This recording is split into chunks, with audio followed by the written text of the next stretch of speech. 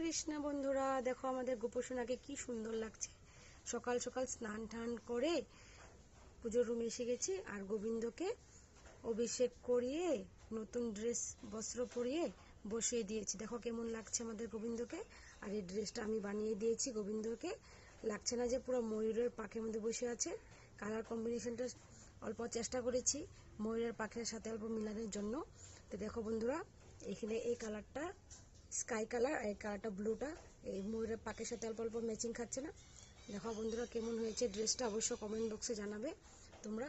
আর গোবিন্দকে দেখো কি সুন্দর সাজুগুজু করেছে,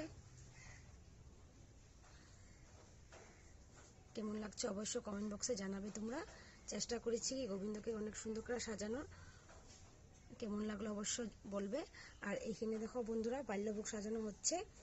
বাল্যভোগটা রেডি করে দিয়েছি, এর মধ্যে আরও কিছু কিছু বাকি আছে, আর অল্প কিছু দেব।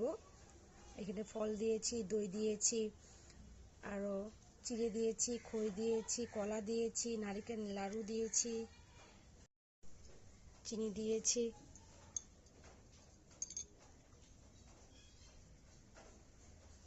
এখন এর মধ্যে দিব তুলসী পাতা।